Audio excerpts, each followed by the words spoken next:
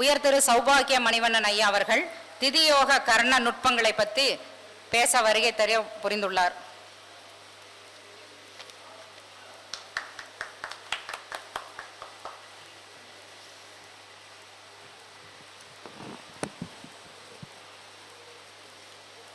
அனைவருக்கும் இனிய சௌபாகிய வணக்கம். தமிழ் சிந்தனை பேரவை ஸ்ரீ லோகேஷ் ஜோதிட ஆன்மீக அறக்கட்டளை சார்பாக முத்தானம் 3ஆம் ஆண்டு குரு பயிற்சி யாகம் மற்றும் ஆன்மீக ஜோதிட மாநாடு கருத்தரங்கம் சிறப்பாக நடைபெற்று கொண்டு இருக்கிறது. இந்த விழாவிற்கு வருகை தந்திருக்கும் அனைவருக்கும் எனது வணக்கத்தை தெரிவிச்சுக்கிறேன்.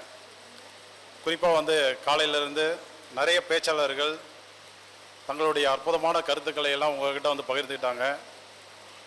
ஒவ்வொருத்தரும் பார்த்தீங்க அப்படின்னா அவங்களுடைய அனுபவங்களை தான் கொடுத்துருப்பாங்க. அது எல்லாமே அவ்வளோ சீக்கிரம் அவங்களுக்கு கிடைச்சிருக்காது. பல வருடங்கள், ஒரு 15 வருடம், 20 வருடம், 30 வருடங்கள் அவங்களுடைய உழைப்பில் கிடைச்ச ஒரு விஷயத்தை நீங்கள் பார்த்தீங்கன்னா ஒரு அரை மணி நேரம், ஒரு 10-15 நிமிஷத்தில் உங்கள்கிட்டலாம் கொடுத்துட்டு போயிருப்பாங்க.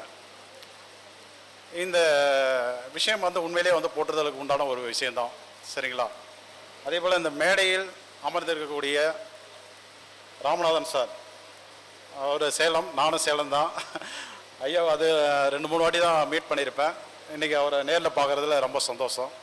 அதே போல் சகோதரிகள் எல்லாம் அமர்ந்திருக்காங்க, எனக்கு பின்னாடி எல்லாம் பேசுகிறதுக்காக காத்துட்ருக்காங்க. அனைவருக்கும் எனது மனமார்ந்த வணக்கத்தை தெரிவிச்சுக்கிறேன். இப்போ நான் இங்கே என்ன பேச போகிறேன்னா, குரு பயிற்சி விழாவை பற்றி, குரு பயிற்சி பலன்களை பற்றி தான் பேச போகிறோம். ஆனால் எதுலேருந்து பேச போகிறோம் அப்படின்னா, ஜோதிடத்தில் நிறைய பிரிவுகள் இருக்குது. இப்போ நான் எதுலேருந்து பேச போகிறேன் அப்படின்னு கேட்டிங்கன்னா, ஒரு ஜாதகர் பிறந்த திதி, நித்திய நாம யோகம், கரணம். ஸோ இதன் அடிப்படையில் இந்த குரு பயிற்சி என்பது யார் யாருக்கெல்லாம் நல்லா இருக்குது அப்படிங்கிறத தெரிஞ்சுக்கலாம். இப்போ குரு பயிற்சி விழா என்பது சித்திரை மாதம் 18ஆம் தேதி, இன்றைக்கி 1/5/2024 மதியம் 1 மணிக்கு பார்த்தீங்க அப்படின்னா மேஷத்துலேருந்து ரிஷப ராசிக்கு இடம்பெயர்ந்துள்ளது அப்படிங்கிறது எல்லாருக்கும் தெரிஞ்சது தான். இப்போ ஒரு ராசி என்பது 30 டிகிரி என்பதும், உள்ளார பார்த்தீங்க அப்படின்னா 3 நட்சத்திரங்கள் இருக்குது அப்படிங்கிறதும், 9 நட்சத்திர பாதங்கள் இருக்குது என்பதும் மேக்சிமம் எல்லாருக்கும் தெரியும். அப்போ குரு பகவான் ஒரு வருடங்கள் இந்த ராசியில் இருந்தாலும் ஒரு வருடங்களும் ஒரே மாதிரி பலனை வெளிப்படுத்துவாரா அப்படின்னா நிச்சயமாக அப்படி செய்ய மாட்டார். நட்சத்திரங்களில் மாறும்போதெல்லாம் பலனை மாற்றிக்கொள்வார். இப்போ ரிஷபத்தில் கவனிச்சிங்க அப்படின்னா பயிற்சி நடந்த உடனே கிருத்திகை நட்சத்திரத்தினுடைய 2ஆம் பாதம், 3ஆம் பாதம், 4ஆம் பாதத்தில் அவர் பயணம் செய்ய போகிறாரு. அதுக்கப்புறம் என்ன நடக்கும், அடுத்த நட்சத்திரம் ரோகிணிக்கு போவார். ரோகிணியினுடைய 1ஆம் பாதம், 2ஆம் பாதம், 3ஆம் பாதம், 4ஆம் பாதத்தில் பயணம் செய்ய போகிறாரு. அப்புறம் அதுக்கு அடுத்த நட்சத்திரமான மிருகசீரிஷத்தினுடைய 1 மற்றும் 2 நட்சத்திரங்களில் பயணப்படுவார். இப்போ ஜோதிடம் என்பது பலன்களை வெளிப்படுத்தும் போது 3 வகைகளில் அது பலனை வெளிப்படுத்தும். ஒன்று பார்த்தீங்க அப்படின்னா கிரக காரகங்கள். கிரகம் என்ன காரகங்களை வச்சுருக்கோ அந்த காரகத்தின் வாயிலாக வெளிப்படுத்தும். ஒரு சில ஜோதிட முறைகளில் பார்த்தீங்கன்னா 2 கிரகங்கள் இணைவு, அதை வச்சுட்டே பலன் சொல்லுவாங்க. அப்போ கிரக காரகங்களை மட்டுமே வைத்துக்கொண்டு பலனை நம்ம சொல்ல முடியும். இன்னொரு முறை பார்த்தீங்க அப்படின்னா நட்சத்திரங்களை வைத்தும் நம்ம பலன்கள் சொல்லலாம். ஒரு கிரகம் எந்த நட்சத்திரத்தில் இருக்குது, அதனுடன் திரிகோண நட்சத்திரங்களில் எத்தனை கிரகங்கள் இணைஞ்சிருக்காங்க, அந்த இடத்துல எந்த மாதிரி பலன்கள்லாம் வெளிப்பட போகுது அப்படிங்கிறதையும் நம்ம சொல்ல முடியும். மூன்றாவதாக பார்த்தோம் அப்படின்னாக்கா பாவகாரகங்கள். ஒரு ஜாதகர் பிறந்த லக்னத்தை மையமாக வைத்து அல்லது சுபமுகூர்த்தத்தினுடைய லக்னத்தை மையமாக வச்சு இந்த பாவத்தில், எத்தனாவது பாவத்தில் இந்த கிரகம் அமர்ந்திருக்காங்க, இத்தனை வீட்டு அதிபதி அமர்ந்திருக்காங்க, இந்த சாரத்தில் அமர்ந்திருக்காங்க அப்படின்னு நம்ம பலன் சொல்லலாம். இப்போ பலன் என்பது நமக்கு 3 வகைகளில் வெளிப்படும்.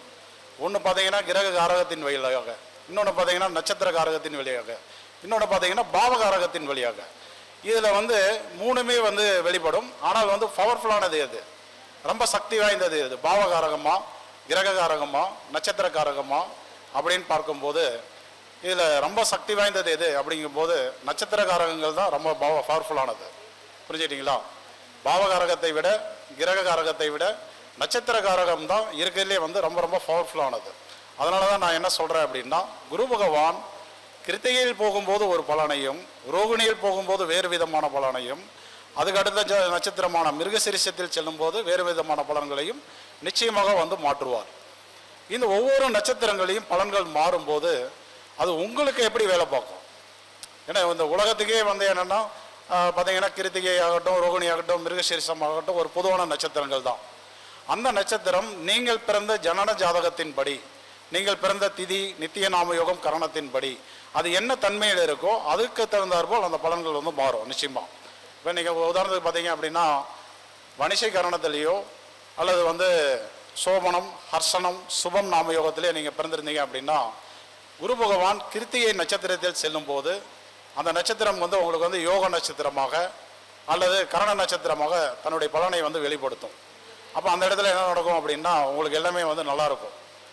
அடுத்து ரோகிணியில் போடும்போது, ரோகிணியில் வந்து போகும்போது பார்த்தீங்க அப்படின்னா நீங்கள் பிறந்தது அதிகண்டம், வஜ்ரம், சுப்பிரம் நாம யோகத்திலேயோ ஒரு கரசை கரணத்திலேயோ பிறந்திருந்தீங்க அப்படின்னா நிச்சயமாக அந்த இடத்துல உங்களுக்கு பலன்கள் வந்து நல்லாயிருக்கும்.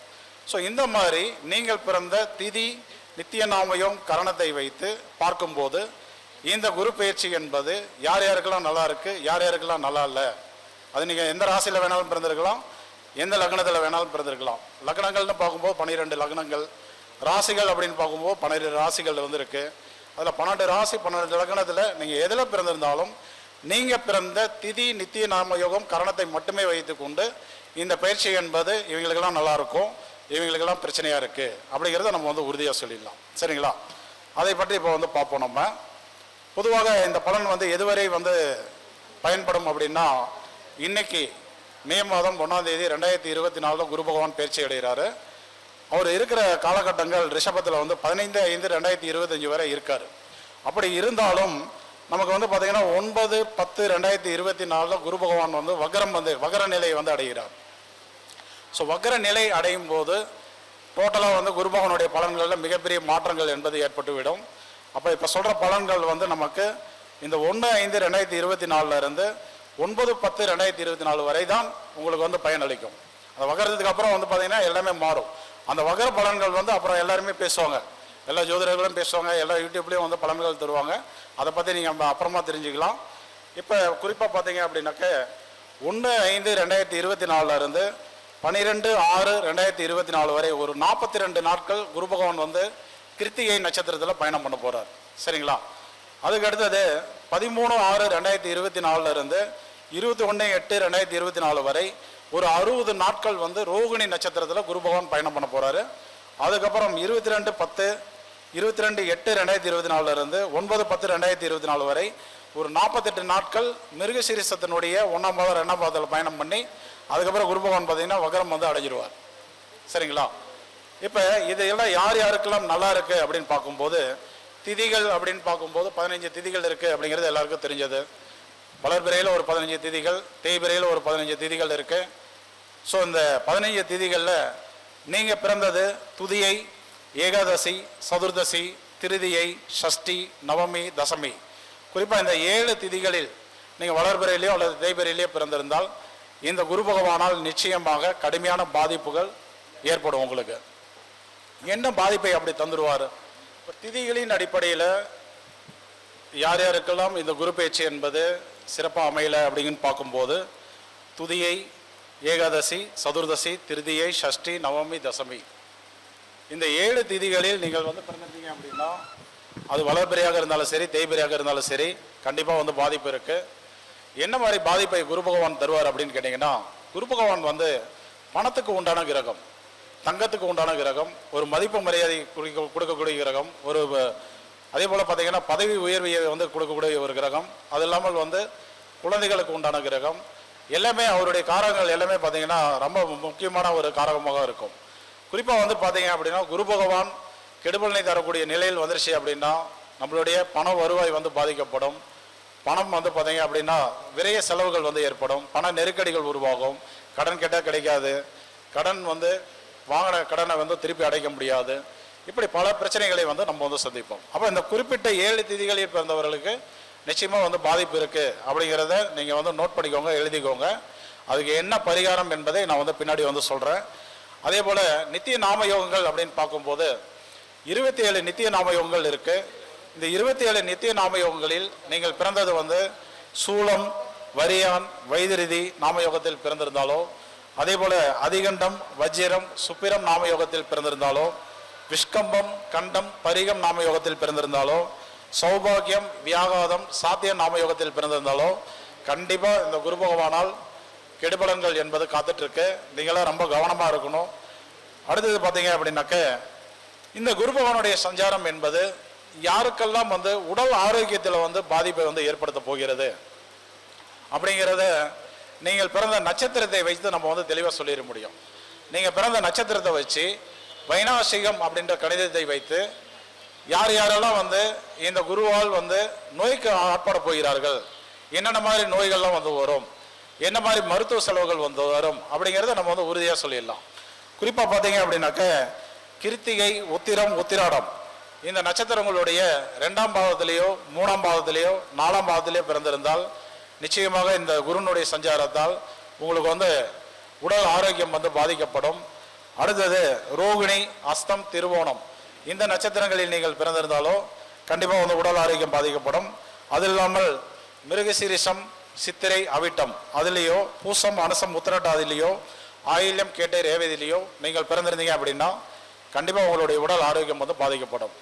என்ன மாதிரி பாதிப்புகள் வரும் அப்படின்னா, குருவால் ஒரு நோய் ஏற்பட்டது அப்படின்னா முதல்ல என்ன பண்ணுவார் அப்படின்னா உடல் பருமனை ஏற்படுத்துவார்.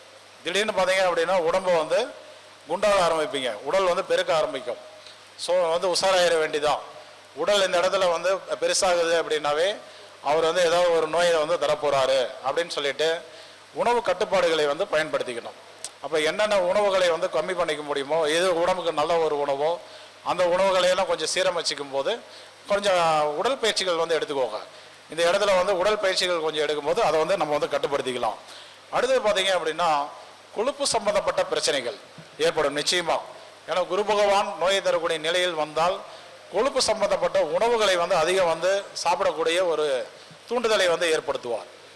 அப்போ கொழுப்பு சம்பந்தப்பட்ட உணவுகள், அது அசைவமாக இருந்தாலும் சரி, சைவமாக இருந்தாலும் சரி, எண்ணெய்கள், எண்ணெய் பதார்த்தங்கள், ஸோ அதையெல்லாம் முடிஞ்சளவு யார் யாருக்கெல்லாம் உடம்பு அதிகமாகுதோ இந்த குறிப்பிட்ட நட்சத்திரங்களில் பிறந்தவர்கள், இந்த கிருத்திகை, உத்திரம், உத்திராடம், ரோகிணி, அஸ்தம், திருவோணம், மிருகசீரிஷம், சித்திரை, அவிட்டம், அதே போல பூசம், அனுசம், உத்திரட்டாதி, ஆயில்யம், கேட்டை, ரேவதி இந்த நட்சத்திரங்களில் பிறந்தவர்கள் கொழுப்பு சம்பந்தப்பட்ட உணவுகளை கம்மி பண்ணிக்கிறது ரொம்ப ரொம்ப புத்திசாலித்தனம். அது இல்லாமல் பார்த்தீங்கன்னாக்க கண் பார்வை குறைபாடு, கருமூட்டை உற்பத்தி, அதே போல் உயிரணுக்கள் உற்பத்தி, மேலும் பித்த சம்பந்தப்பட்ட வியாதிகள், உஷ்ண சம்பந்தப்பட்ட வியாதிகள்லாம் வருவதற்கு உண்டான வாய்ப்புகள் அதிகம் அந்த இடத்துல. மேலும் தூக்க குறைபாடு, சளி பிடிக்கிறது, உடல் மந்தமாக இருக்கிறது, சிறுநீர் மலம் பெரியதில் ஏதாவது தொந்தரவுகள், அது இல்லாமல் இடுப்பில் பாதம் வரை உள்ள உறுப்புகள் ஏதாவது பாதிப்புகள், இதெல்லாம் வருவதற்கு உண்டான வாய்ப்புகள் அதிகம். குறிப்பாக இதய பாதிப்பு ஏற்படுவதற்கு உண்டான வாய்ப்புகளும் ரொம்ப அதிகமாக இருக்குது.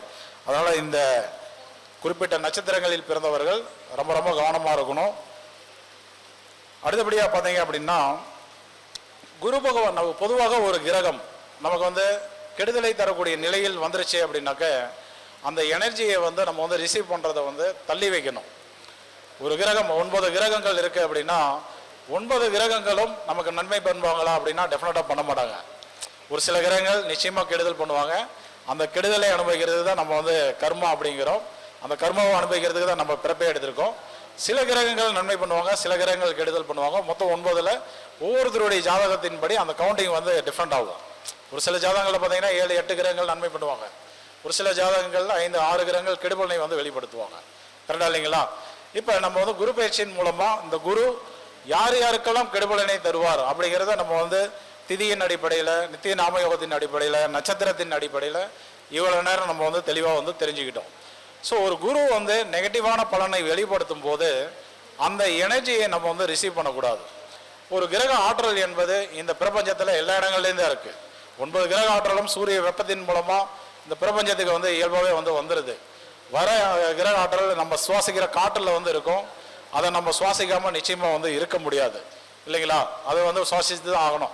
நல்ல கிரகத்தினுடைய எனர்ஜியோ தீமை பண்ணக்கூடிய எனர்ஜியோ நம்ம சுவாசம் எடுத்து தான் ஆகணும், வேறு வழி இல்லை. அதே போல் 9 கிரக ஆற்றலும் பார்த்தீங்கன்னா நீரில் கலந்துரும், தண்ணியில் கலந்துரும். ஏன்னா நம்ம எல்லாருமே தண்ணி பசிக்கோ தாகத்துக்கோ குடிச்சு தான் ஆகணும், வேறு வழி இல்லை. ஸோ அதன் வழியிலையும் நமக்கு பார்த்தீங்க அப்படின்னா அந்த 9 கிரக ஆற்றலும் நம்ம ஹியூமன் பாடியில் ரிசீவ் ஆக தான் செய்யும். அடுத்தது பார்த்தீங்க அப்படின்னாக்க நம்மளுடைய உணவுகள், நம்ம சாப்பிட்ற ஒவ்வொரு உணவுகளும் ஒவ்வொரு கிரகத்துக்கு உண்டானது. கரெக்டுங்களா? ஒவ்வொரு உணவுகளும் ஒவ்வொரு கிரகத்தை வந்து குறிக்கும். இதை வந்து நம்ம வந்து அந்த உணவை வைத்து நம்ம வந்து தெரிஞ்சுக்கலாம். உணவு வந்து எந்த பயிரிலிருந்து வந்தது, அதனுடைய நிறம் என்ன, அதனுடைய சுவை என்ன, ஸோ இதையெல்லாம் வைத்து இது இந்த கிரகத்தை சார்ந்த உணவு அப்படிங்கிறத நம்ம எளிதில் வந்து பிரிக்க முடியும். அப்போ குரு பகவான் நம்மளுக்கு வந்து கெடுபலனை தரக்கூடிய நிலையில் இருக்காரு அப்படின்னா இந்த ஒரு வருடங்கள் நம்ம வந்து குருனுடைய உணவுகளை வந்து எடுத்துக்க கூடாது. அதை அந்த உணவுகளை எல்லாம் வந்து கம்மி பண்ணணும். அடுத்தது பார்த்தீங்க அப்படின்னாக்க மந்திரங்கள், ஒரு கிரகத்தினுடைய மந்திரங்களை சொல்வதன் மூலமாக அந்த கிரகத்தினுடைய ஆற்றலை வந்து நம்ம வந்து ரிசீவ் பண்ணிக்க முடியும். அதே போல் தல விருட்சங்களை நம்ம வந்து வளர்த்துவதன் மூலமாக எடுத்துக்க முடியும். அந்த கிரகத்துக்கு உண்டான ஆலயங்கள், அதிதேவதைகள், அதனுடைய மிருகங்கள், இதையெல்லாம் நம்ம வந்து பயன்படுத்துவதன் மூலமாக அந்த கிரக ஆற்றலை வந்து நம்மளால் வந்து ரிசீவ் பண்ண முடியும். அப்போ குரு பகவான் யார் யாருக்கெல்லாம் நெகட்டிவாக இருக்குது அப்படிங்கிறத திதியின் அடிப்படையில், நித்திய நாமயோகத்தின் அடிப்படையில், அதே போல் நட்சத்திரத்தின் அடிப்படையில் இவ்வளோ நேரம் விளக்கமாக சொல்லியிருக்கேன். அப்போ நீங்களாம் என்ன பண்ணணும் அப்படின்னா அந்த குறிப்பிட்ட கிரக உணவை வந்து இந்த ஒரு வருடங்கள் வந்து அதிகமாக எடுத்துக்கக்கூடாது. அப்போ குரு பகவானுடைய உணவுகள்னால் எதை எதை சொல்லலாம் அப்படின்னா மஞ்சள் நிறத்தில் இருக்கக்கூடிய உணவுகள், இப்போ உருளைக்கிழங்கு, முலாம்பழம், வெள்ளரி பழம், அது இல்லாமல் மஞ்சள் பூசணி, மாம்பழம், மேலும் வந்து பார்த்தீங்கன்னாக்க இந்த பாதாம், பிஸ்தா, முந்திரி, அந்த மாதிரி உணவுகள், கொழுப்பு அதிகமாக இருக்கக்கூடிய உணவுகள், மஞ்சள், சாப்பாட்டில் மஞ்சள் போட முடியாது, அந்த மஞ்சத்தூள், சுண்டல், மூக்குக்கடலை, ஸோ இந்த மாதிரி உணவுகள் எல்லாமே குரு பகவானுடைய உணவுகள். ஸோ இது வந்து நமக்கு இந்த சஞ்சாரம் வந்து நல்லா இருக்குது அப்படின்னா இந்த உணவுகளை அதிகமாக நம்ம வந்து எடுத்துக்கலாம். ஆனால் சஞ்சாரம் சிறப்பாக இல்லை, பாதிப்பை தரக்கூடிய நிலையில் இருக்குது அப்படின்னு தெரியும் போது இந்த உணவுகளை நம்ம என்ன பண்ணணும்னா சாப்பிட்றத வந்து கம்மி பண்ணிக்கணும். அடுத்தது குரு பகவானுடைய மந்திரங்களை வந்து சொல்கிறதோ, குரு பகவானை போய் வழிபாடு பண்ணுறதோ, குருனுடைய அதிதேவதை அப்படின்னு பார்க்கும்போது பிரம்மா, அதுக்கு உண்டான ஆலயங்கள்னு பார்க்கும்போது இந்த ஆலங்குடி, தென்குடி திட்டை, திருச்செந்தூர் முருகன் இல்லையா, இதெல்லாம் குரு பகவானுடைய ஸ்தலங்கள். அது இல்லாமல் வந்து எல்லா கோவில்களையும் பார்த்தீங்கன்னா நவகிரகத்தில் ஒரு குரு இருப்பார், குருக்கு சன்னதிகள் இருக்கலாம். அதே போல் குருவைரப்பன், ராமர், இது எல்லாமே குரு பகவானுக்கு உண்டான வழிபாடுகள் தான். குபேரன் பூரோட்டாதி நட்சத்திரத்தில் பிறந்தவர் இல்லைங்களா. அப்போ எல்லாமே குரு பகவானுடைய வழிபாடுகள் தான். யார் யாருக்கெல்லாம் நெகட்டிவாக இருக்கோ அவர்கள் எல்லாம் இந்த வழிபாடுகளை எடுக்கும்போது ரொம்ப கவனமாக இருக்கணும். கரெக்டுங்களா. அதே போல் நிறங்கள்னு வரும்போது மஞ்சள் நிற ஆடைகளை பயன்படுத்துவதை வந்து தவிர்க்கணும். மஞ்சள் நிற உணவுகளை வந்து தவிர்க்கணும். அதே போல் அவர் நியூமராலஜியில் பார்த்தீங்க அப்படின்னா குருபவனுடைய நியூமராலஜி எண் வந்து பார்த்தீங்கன்னா 3ஆம் நம்பர். அந்த 3ஆம் நம்பரை வந்து அவாய்ட் பண்ணணும். யாருக்கெல்லாம் குரு பகவான் கெடுபலை தரக்கூடிய நிலையில் இருக்காரோ அவர்களெல்லாம் இந்த குரு பகவானுடைய எனர்ஜியை வந்து தரக்கூடிய விஷயங்களை எல்லாம் பயன்படுத்துவதில் ரொம்ப ரொம்ப கவனமாக இருக்கணும். யாருக்கெல்லாம் நல்லா இருக்கோ அவர்களெல்லாம் என்ன பண்ணலாம் அப்படின்னு கேட்டிங்கன்னா நீங்கள் வந்து தாராளமாக இந்த விஷயங்களை எல்லாம் அதிகமாக பயன்படுத்திக்கலாம். எந்த அளவுக்கு அதிகமாக பயன்படுத்துகிறீங்களோ அந்த அளவுக்கு வந்து உங்களுக்கு நன்மை வந்து அதிகமாக கிடைக்கும் அப்படிங்கிறத உறுதியாக சொல்லலாம். சரிங்களா. இப்போ யார் யாருக்கு பாதிப்பு அப்படிங்கிறத நம்ம இவ்வளோ நேரம் பார்த்தோம். இந்த பாதிப்பை சரி செய்யறதுக்கு என்ன பரிகாரங்கள் பண்ணலாம்? இப்போ திதியின் அடிப்படையில், நித்திய நாமயோகத்தின் அடிப்படையில், கரணத்தின் அடிப்படையில், ஒரு நட்சத்திரத்தின் அடிப்படையில் யார் யாருக்கெல்லாம் பாதிப்பு அப்படிங்கிறத நம்ம இவ்வளோ நேரம் தெரிஞ்சுக்கிட்டோம். ஸோ இதுக்கு என்ன பரிகாரம்? இந்த இடத்துல குரு பகவான் எங்களுக்கு பாதிப்பை தராருங்கிறது நாங்கள் தெளிவாக தெரிஞ்சுக்கிட்டோம். உடல் ஆரோக்கியத்தை பாதிக்க தராரு, பண பிரச்சனை வந்துருச்சு, கடன் அதிகமாயிருச்சு, தங்கம் மாட்டேந்து, அடகு போன தங்கம் வந்து மீட்ட முடியல, ப்ரொமோஷன் கிடைக்க மாட்டேங்குது, டீப்ரமோட் ஆகுது, குழந்தைகளால் நிறைய மன வேதனைகள், பணம் அப்படின்ற ஒரு விஷயம் கெட்டு போயிடுச்சு அப்படின்னா எல்லாமே பாதிக்கப்படும் இல்லைங்களா. அப்போ இந்த மாதிரிலாம் எங்களுக்கு வந்து சிரமமாக இருக்குது. அப்போ எங்களுக்கு தெரியுது நீங்கள் சொல்கிறீங்க திதி நித்திய நாம யோகம் நட்சத்திரத்தின் அடிப்படையில் நீங்கள் சொன்ன மாதிரி தான் கரெக்டாக இருக்குது எங்களுக்கு. அப்போ நம்ம என்ன பரிகாரம் பண்ணுறது இருக்குது அப்படின்னாக்கா நீங்கள் புதுக்கோட்டை மாவட்டத்தில் இருக்கக்கூடிய சிவலோகநாதர் அவரை போய் தரிசனம் பண்ணலாம். சரிங்களா. என்ன பண்ணலாம் அப்படின்னா ஒரு தீபம் போடலாம், உங்களால் முடிஞ்சால் தேங்காய் பழம் உடைச்சு அர்ச்சனை பண்ணலாம், அப்படி இல்லையா ஒரு அபிஷேகம் பண்ணலாம், அப்படி இல்லையா ஒரு சகசரநாம பூஜை பண்ணலாம், இல்லை மந்திரங்கள் எங்களுக்கு நல்லா படிக்க தெரியும் அப்படின்னா சகசரநாம மந்திரங்கள் அல்லது அஷ்டோத்திர மந்திரங்கள் அல்லது திரிசபை மந்திரங்கள் என்று சொல்லப்படக்கூடிய புத்தகங்களை வாங்கிட்டு போயிட்டு நீங்களே வந்து தேங்காய் பழம்லாம் உடைச்சு அர்ச்சனை பண்ணிவிட்டு அமைதியாக உட்காந்து 1008 மந்திரங்களை பொறுமையாக நிதானமாக சொல்லிட்டு வரும்போது அது ஒரு மிக சிறந்த பரிகாரமாக நிச்சயமாக வந்து அமையும். அப்போ புதுக்கோட்டை மாவட்டத்தில் இருக்கக்கூடிய சிவலோகநாதர் அல்லது கடலூர் காட்டுமன்னார்குடி அருகில் இருக்கக்கூடிய கானாட்டு முள்ளூர் பதஞ்சலி ஈஸ்வரர் அந்த ஆலை வந்து போகலாம். அது இல்லையா மயிலாடுதுறை அருகில் இருக்கக்கூடிய கோழி குத்தி வானமுட்டி பெருமாள், இந்த ஸ்தலமும் ஒரு அற்புதமான பரிகார ஸ்தலம். அதை விட்டுட்டீங்க அப்படின்னா நம்ம தஞ்சாவூர் மாவட்டம் திருவெண்காடு அங்கே இருக்கக்கூடிய வெண்காட்டுநாதர் அவரும் வந்து ஒரு மிக சிறந்த இந்த குரு பயிற்சிக்கு உண்டான பரிகார ஸ்தலமாக வருது. அது இல்லாமல் பார்த்தீங்கன்னா சுவாமிமலை, திருத்தணி, மேலும் வந்து காஞ்சிபுரம் வரதராஜ பெருமாள், இந்த ஸ்தலங்கள் எல்லாமே உங்கள் வீட்டுக்கு பக்கத்தில் எது இருக்கோ அந்த ஆலயத்துக்கு வந்து போங்க. போக வேண்டியது எப்போ போகலாம் அப்படின்னு கேட்டிங்கன்னா, குறிப்பாக வந்து பார்க்கும்போது சூளம், வரியான், வைத்தியரீதி நாம யோகங்கள் நடைமுறையில் இருக்கும்போது போங்க, அல்லது சதுஸ்பாத கரணம் நடைமுறையில் இருக்கும்போது போகலாம், அல்லது குருவுக்கு உகந்த நாளான வியாழக்கிழமை, குரு ஓரை, இந்த மாதிரி விஷயங்களை வந்து பயன்படுத்திக்கும் போது பார்த்திங்கன்னா பக்காவான ரிசல்ட் நமக்கு கிடைக்கும். குறிப்பாக வந்து சூளம், வரியான், வைத்தியரீதி நாம யோகங்கள் இருக்கும்போது இந்த பரிகாரங்கள் செய்யும்போது இந்த தோஷ நிவர்த்தி உடனே நமக்கு கைமேல கிடைக்கிறத உடனே உணர முடியும். போயிட்டு வந்து ஒரு வாரங்கள்லேயே பார்த்தீங்க அப்படின்னா உங்களுடைய பணப்பிரச்சனைகள் எல்லாமே சரியாகிறத நம்ம வந்து கண்கூட வந்து உணரலாம். சரிங்களா? இவ்வளோ நேரம் வந்து நீங்கள் எந்த லக்னம், எந்த ராசியில் பிறந்திருந்தாலும் நீங்கள் பிறந்த திதி, நித்திய நாம யோகம், நட்சத்திரங்கள், அதை மையமாக வைத்து நம்ம வந்து தெளிவாக பலன்கள் வந்து சொல்லியிருக்கேன். இந்த குரு பயிற்சிக்காக நீங்கள் எந்த ஒரு ஜோசியத்தையும் போயிட்டு ஒரு பணத்தை கொடுத்து நீங்கள் வந்து பலன் கேட்க தேவையில்லை. இதையெல்லாம் சரியாக கேட்டிருந்தீங்கன்னா, எழுதி வச்சிங்க அப்படின்னா உங்கள் குடும்ப உறுப்பினர்கள் அனைவருக்குமே நிச்சயமாக மிக பயனுள்ள விஷயமா அமையும். இந்த ஸ்தலங்கள் எல்லாமே வந்து மிக ஆய்வுக்கு உட்பட்டு அதுக்கப்புறம் தான் வந்து அவங்களுக்கு வந்து கொடுத்துருக்கேன். உடனே வந்து பலன் கிடைக்கும். முடிஞ்ச அளவு எல்லாரும் பயன்படுத்திக்கோங்க. அதே போல் இந்த தகவல்களை வந்து முடிஞ்ச அளவு வந்து ஷேர் பண்ணுங்கள். இந்த வாய்ப்பை வழங்கிய ராகு வாழ்க ரமேஷ்குமார் ஐயா அவர்களுக்கும், ராகு வாழ்க அஸ்ட்ரோ ஆன்லைன் டிவிக்கும் எனது மனமார்ந்த நன்றியை தெரிவித்துக் கொண்டு விடைபெறுகிறேன். நன்றி, வணக்கம்.